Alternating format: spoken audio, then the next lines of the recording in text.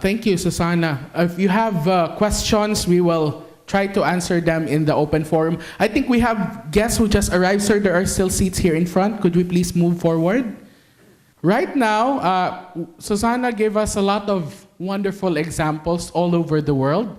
This time, let's move to the Philippines, particularly here in Cebu. So our next speaker was the former mayor of the municipality of San Francisco, Camotes Island, Cebu. Under his leadership, the municipality of San Francisco won the United Nations Sasakawa Award for Disaster Risk Reduction in 2011 for its community empowerment program to boost the resilience of a mostly poor population living below the poverty line. The city's resilience hinges on the Purok system. I hope many of you are familiar with this. Through the Purok Capital Build-Up Program, where the community deposits an amount agreed on by residents as initial capital for emergency purposes, thus increasing fluid assets of the Puroks to use as a post-disaster assistance fund.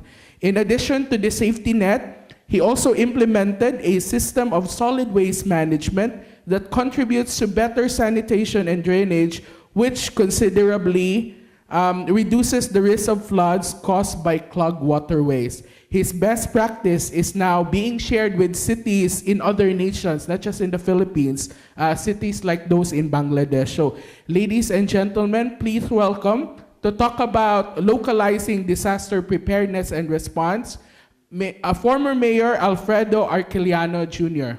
Sir Al. Thank you, Mel. Mayang hapon. Mo gini challenge ining orasa kay duka ra bay kay ining orasa. Nga ako ra makatuog demo sa akong presentation. Anyway, first of all, I would like to thank the organizer, RAFI, for inviting me. It is a privilege to be part of this forum.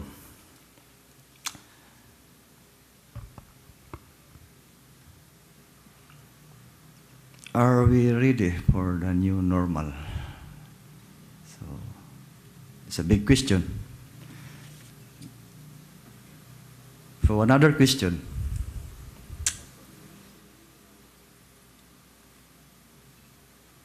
Is building resilience or is disaster risk reduction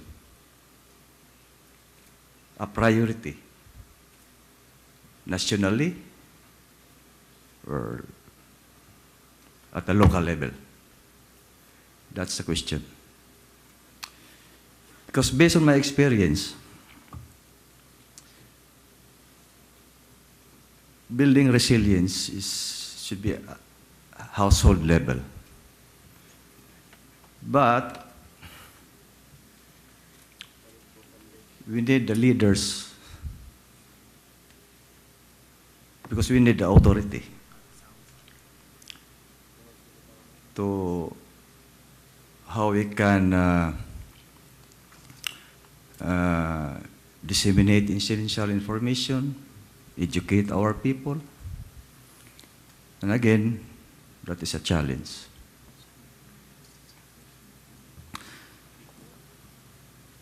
So,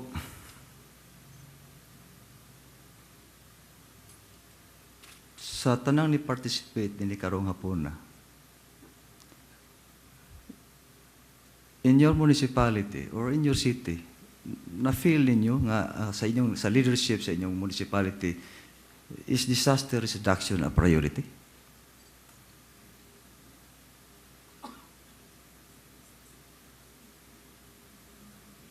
Nabi may mga microphone, basig na ay ganahang musulti. Ha? Kay we need authority again. And it's the leadership position that can make things work and happen on the ground. So, again, that's a challenge, how we can influence our leaders to put disaster risk reduction a priority, to be ready of this new normal. No? So, kung atong i-recall, beginning 2009, Typhoon Ondoy in the National Capital Region, a massive flooding in the city. 2010, Typhoon Miggy or Typhoon Juan in Isabela, where almost 10,000 houses totally damaged. Total. Cagayan de Oro and Iligan, Typhoon Sindong.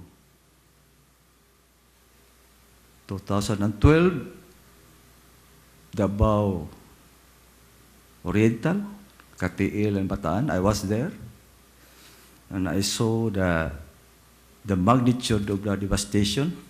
It's catastrophic. So that was 2011, and then again last year, Yolanda. I went also to Tacloban last February, 2 months after Yolanda hit our country. So for me, Yolanda is the new benchmark. Bagong basihan. How we can prepare for the next disaster. So the question now is, who could be next for 2014? Yung tingnan mo, 9, 10, 11, 12, 13. So, 2014, kinsa ka? So, tukma o haom lang kayo nga sa title na to nga, are we ready? Kaya if you notice, sa Pablo was the southern part of Cebu. And in fact, Santander was affected by Typhoon Pablo. And now, Bantayan, northern part. And part of that is our island in Camotes, where there are about 1,000 houses totally damaged and 4,000 partially damaged. So, again, that's a challenge. How we can build resilience. So good lang tayo din sa entire province of Cebu. I'm happy to say we have now the leadership of Governor Davide, and of course the leadership of the League of Mayors, Mayor Demante. So, nasa sila commitment nga Cebu will take the lead in building resilience. So, that's good, no? That's a good. But it still needs the support of the different sector of the society. And in our, so my sharing is how we prepare Yolanda. Well, it was years of work and putting disaster reduction a top priority. A top priority. Because it's about people. So ngano di man nato siya i-priority?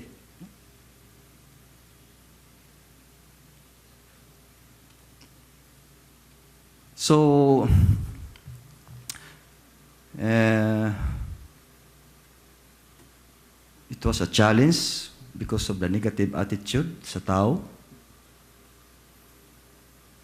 And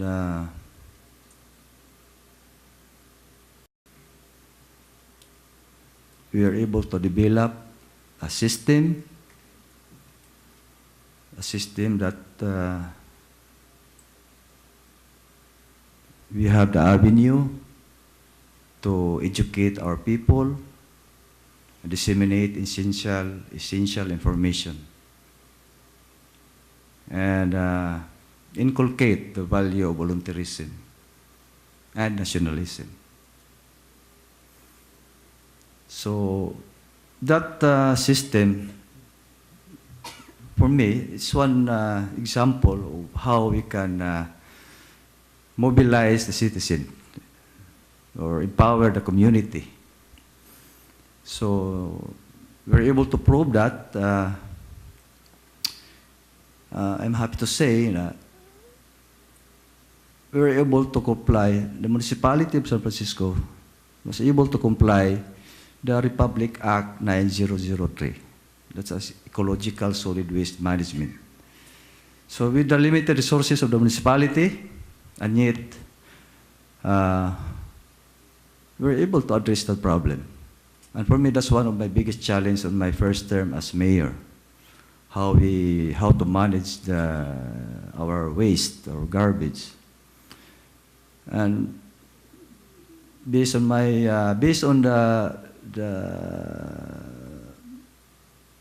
report of the Department of Environment and Natural Resources, still a big problem in the entire province of Cebu, solid waste management. So again, that's with that system that we developed, we're able to address that problem, the solid waste management. And then came Yolanda. So thank God, our hard work in educating our people, conduct drills regularly. So thank God, in spite of the damaged houses, but we're happy that we were able to achieve zero death. You know? But for us, with this Yolanda, still a lot of work to be done. We have to enhance. We have to do more to prepare for the next disaster. So, I'll just show you a short video of, about the system, how we build a resilient community in the municipality of San Francisco. The Philippines' rainforests and extensive coastlines make it home to a diverse range of birds, plants, animals, and sea creatures. It is one of the 10 most biologically diverse countries and is at or near top in terms of biodiversity per unit area. Stretching through a total land area of 300,000 square kilometers, this 7,107 island archipelago prides in rich natural resources and diverse culture. But being situated in the western fringes of the Pacific Ring of Fire, the Philippines also receives frequent seismic and volcanic activity. Sitting astride the typhoon belt also doesn't help, as the country frequently experiences torrential rains and thunderstorms and is visited by over 19 typhoons each year. With annual rainfall as much as 5,000 millimeters, disaster risk reduction is a highly important matter. Yet politics, lack of education and awareness, diversion of funds, and overpopulation hinder the country from being fully prepared when disaster strikes. In the Pahican Island of the Camotes group of islands of Cebu, Philippines, it is a different story. The municipality of San Francisco is setting an example of good governance and effective community development. They have achieved this by empowering their residents through resilience, especially in the area of disaster risk reduction. Named the San Francisco Purok System and initiated in 2004 during Alfredo Arquiliano Jr.'s stint as municipal mayor, this project has already received international recognition. The project prides in empowering the residents of San Francisco Camotes through the institutionalization of the Purok System, a microstructure of the barangay unit, bringing effective governance at the sub-village level. The Purok system is an indigenous method of self-organization at the sub-village level. This system is an avenue to educate the people and disseminate essential information, inculcate the value of volunteerism, and nationalism, while talents and skills are exercised to its fullest potential. The organizational structure of the average local government unit without the Purok system is as follows: the municipal mayor, followed by the council, the different department heads, and finally, the barangay captains. However, with the Purok system, Purok presidents are elected by the residents, and Purok coordinators are assigned to give the mayor immediate communication to the different Puroks of the city. Each Purok then has a set of officers they must elect each year that will chair committees on different challenges: health and nutrition, agriculture and livelihood, education and solid waste management, disaster risk reduction management, tourism and women and children, infrastructure, youth and sports development, and finally, finance, budget, and appropriation. Meetings are to be held monthly or as disclosed in the community, and all their funds have to be raised by themselves, as well as the labor cost for building their Purok halls, such as this one in Purok Calasagan, Barangay Santiago. The hall is made of indigenous materials, and boards with the Millennium Development Goals and the Yogo Framework for Action are written in the vernacular for everyone to read and understand. This is the monthly meeting for this Purok, and being in a Catholic-dominated country, each meeting must always start with a prayer, followed by the singing of the Philippine National Anthem.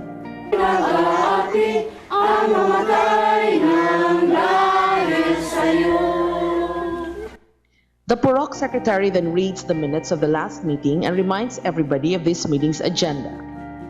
80% of the villagers are farmers, and today they have left their crops to see if there has been any development on the Purok system since last month. The treasurer then reads the capital build-up report since 2007. There are 72 members of the CBU, and from the base budget allocated by the city government of 30,000 pesos, the residents were able to raise 80,000 pesos more, totaling 110,000 pesos. This is good news for the residents. Diri para makatabang sa among kanso. Kay kami diri tanan. Wa gyud tawo nga dili pobre. So the other officers then read the other reports, from the 3 peso a month sinking fund, the expenses from different activities and programs, to the population of kids studying. Among the 86 households, almost all of the children are in school, a far cry from the situation in the past.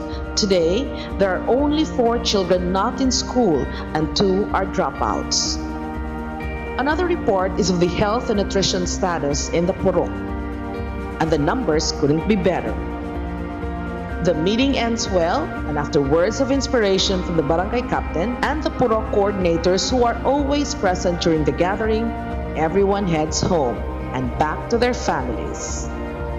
Health services are delivered down to the Purok level with a community-based health management program. This program focuses on prevention with activities like immunization, regular checkup for pregnant women, pabasa sa nutrisyon or nutrition education, and feeding of malnourished children. Since the program started in 2006, there has been a significant decrease of underweight and severely malnourished children, bringing San Fran closer to the dream of zero malnutrition than ever before. The Food Always at Home program, or FAITH, hits 2 birds with 1 stone. Livelihood and food productivity increases, giving them a venue to become entrepreneurs with filled stomachs. For residents like Helena Impas, the program is a gift from heaven. The program has not only given her food on their table because of the crops she's growing, but also gives her potential to earn a living in the future harvest. In the Disaster Risk Reduction and Management Office of San Fran, a rain gauge is installed in the office while 2 others are installed in strategic places around the area. But no employee is needed to check on the gauges, as they have trained the residents to be local weather forecasters, to know how to read the rain gauge and know when to evacuate when the river water rises to certain levels. The office also is home to the Camotes Island Emergency Response Team, and they conduct drills at all the Puroks for preemptive evacuation. Evacuation drills, first responders, fire drills, earthquake drills, emergency moves, and rescue are observed by the residents to raise their awareness in times of disaster. The youth are also educated on disaster risk reduction and climate change adaptation. In school and out of school youth are encouraged and trained to become more aware and prepared during earthquakes, fires, and flood. The residents of San Fran are very aware of the environment and what they must do to protect it because of the solid waste management program. The communities then clean up their surroundings, public beaches and parks, and segregate their trash on a household level. This is the material recovery facility of San Fran. The trash is segregated into three: biodegradable, non-biodegradable, and toxic.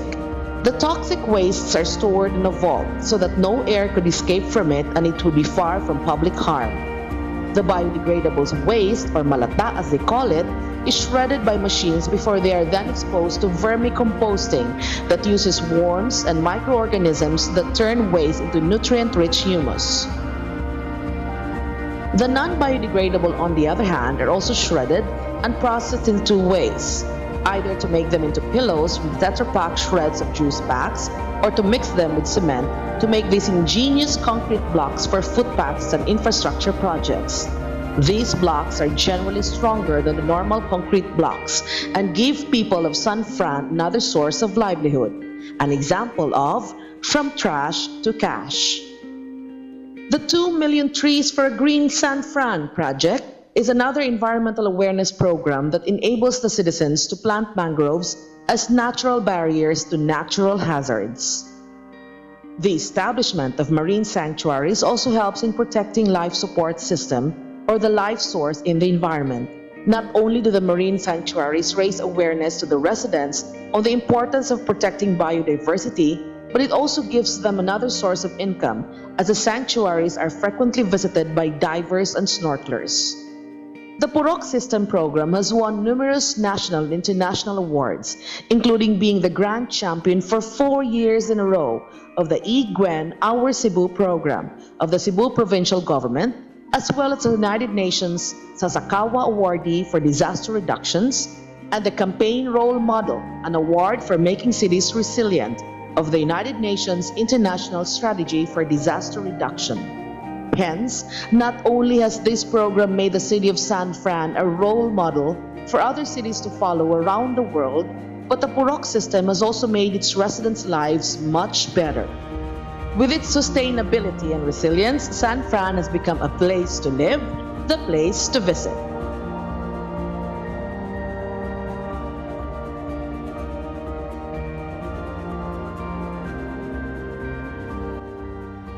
As you can see, it's about local, logical, and practical solution. So,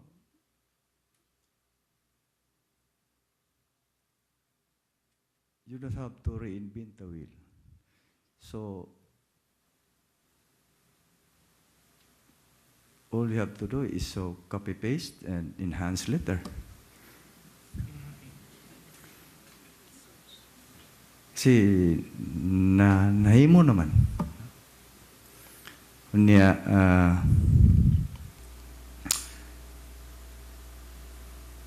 and it's all about education. Where you have, with that system, there's an avenue to disseminate essential information.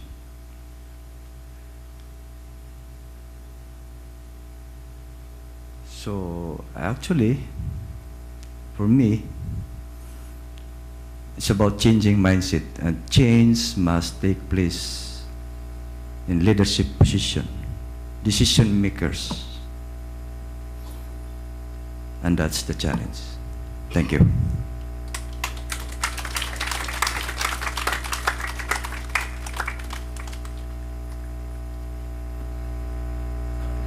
Thank you so much, Mayor Al.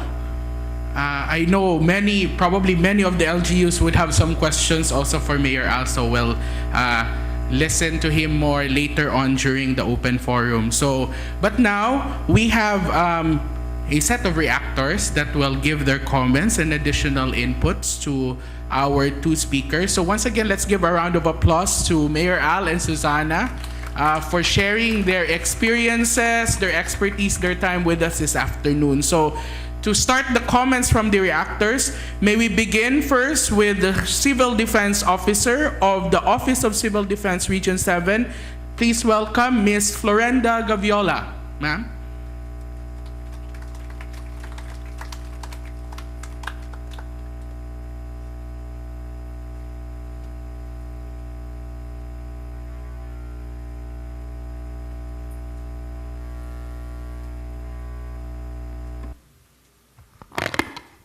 Thank you, Sir Mel. Good afternoon, everyone.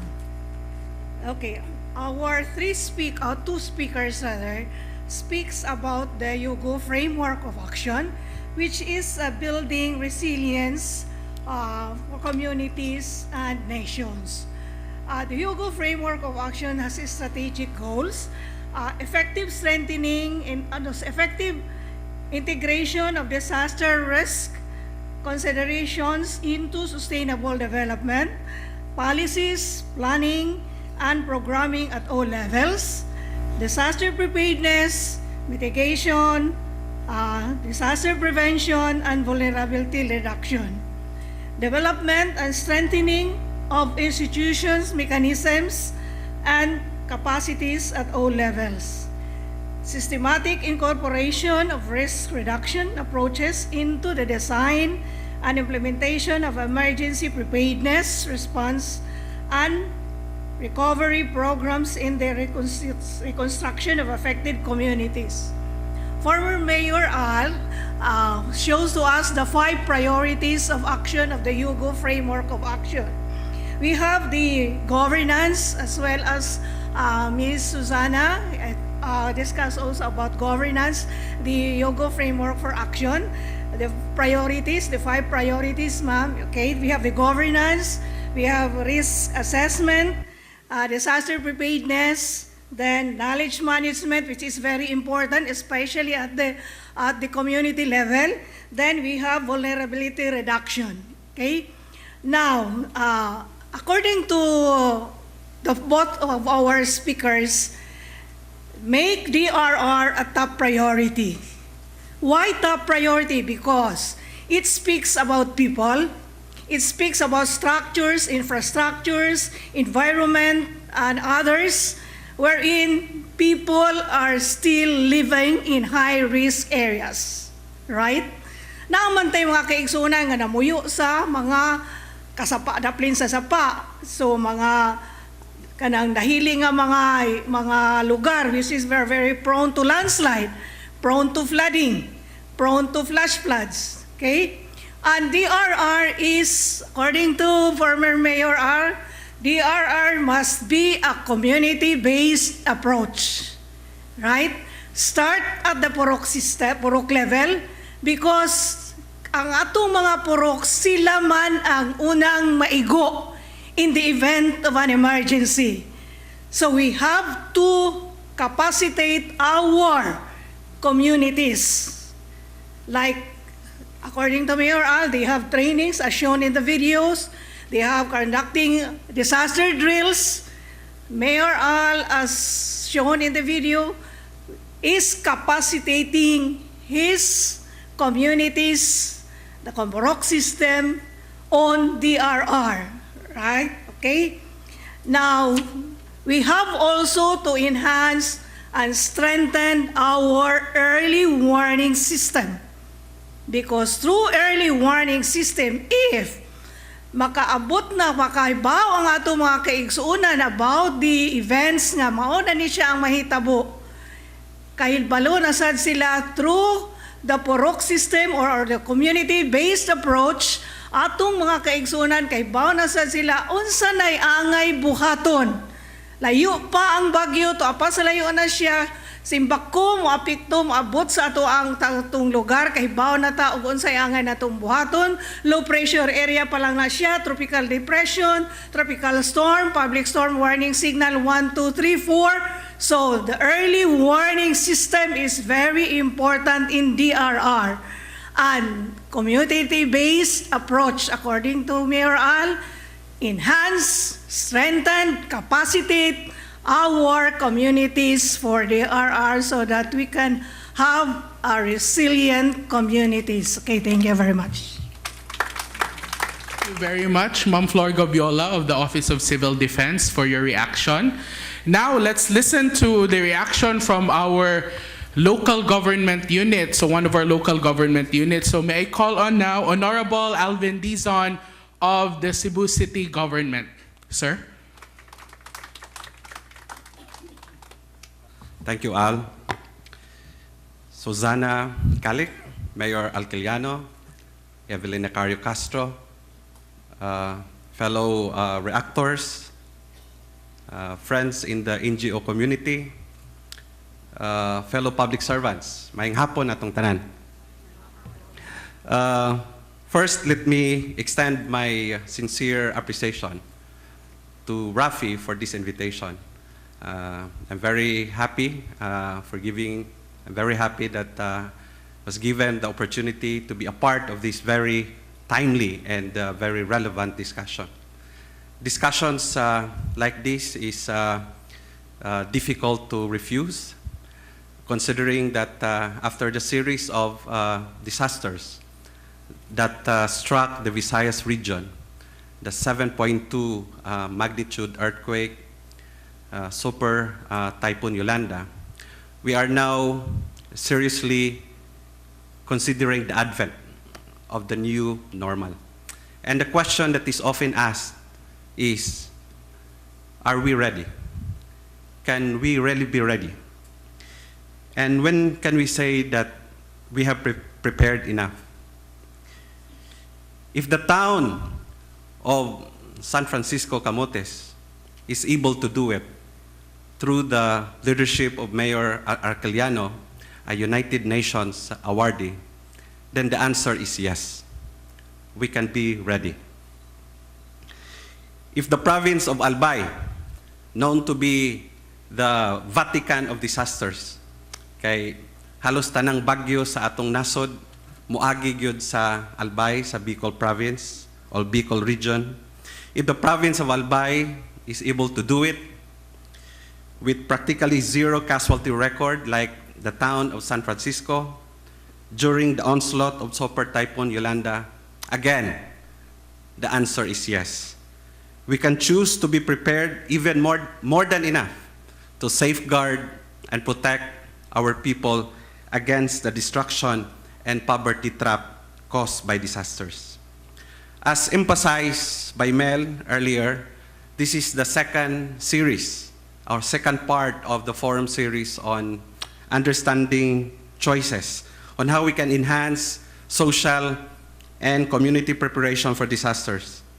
In my humble capacity as member of the Cebu City Council, we have undertaken concrete measures aimed at helping our local communities to be prepared for disasters.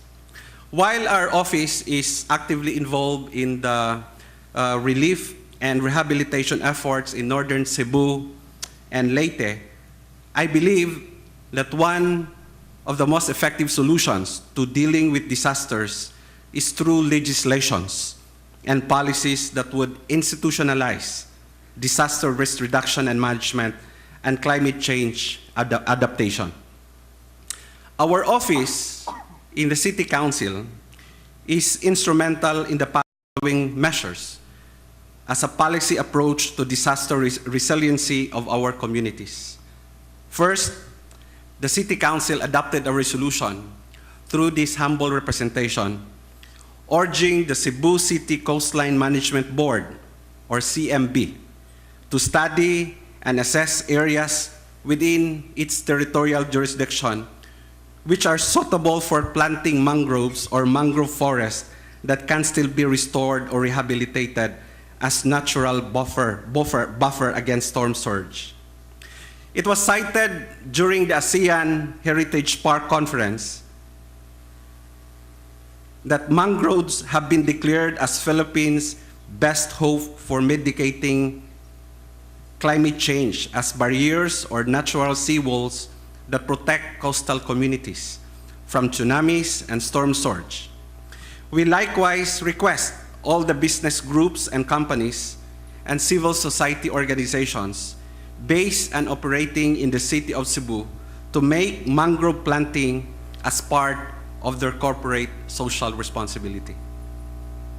A resolution was also passed by our local legislative body, urging all the 80 barangays in the city of Cebu to formulate a disaster risk reduction plan with emphasis on various climate adaptation measures and on building or strengthening people's capacity to prepare and address the effects of climate change. Sama pa sa gisulti ni Mayor Alcaliano, i-copy and paste na lang namo sa Cebu City. Kay gihimo naman ni sa San Francisco, so we don't have to reinvent the wheel. We likewise urge the Cebu City Disaster Risk Reduction and Management Council to monitor the compliance of all barangays on disaster preparedness and mitigation measures. Susana mentioned earlier that there is a need for an increased awareness on the risk associated with climate change.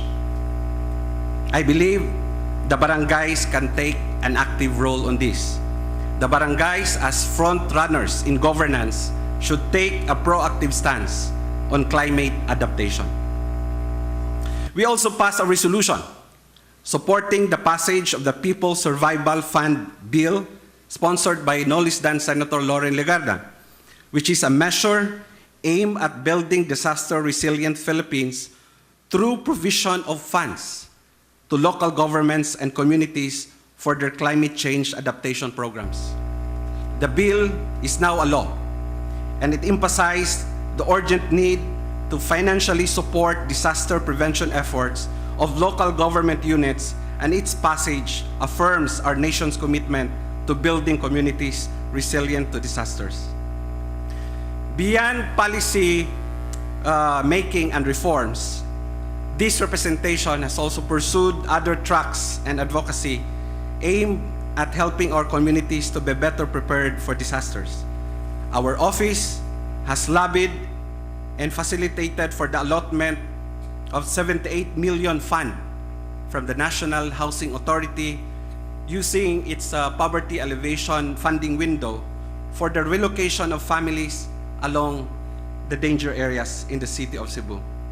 The amount will be used by the city to build 2 medium-rise buildings at the old Lorega Cemetery for families living within the 3-meter easement of the Mahiga Creek. The 2 medium-rise buildings will benefit 180 families. Susana, again, narrated earlier the efforts of the Haiti government with the help of the international community to relocate families affected by the disasters. Here in Cebu City, Susana, we also lobbied for the appropriation of 75 million site development fund under the 2012-2013 budget, 100 million lot acquisition fund under the 2013-2014 budget of the city.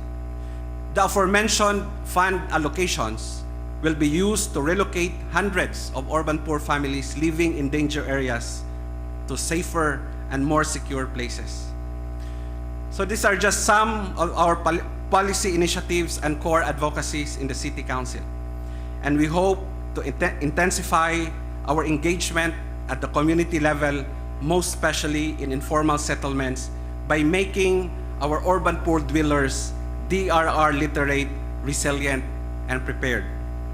Let me end by going back to the question I raised early on. Can we really be prepared? The answer is yes. We have 2 landmark legislations, the Philippine Climate Change Act and the National Disaster Risk Reduction and Management Act, both recognized as among the best in the world.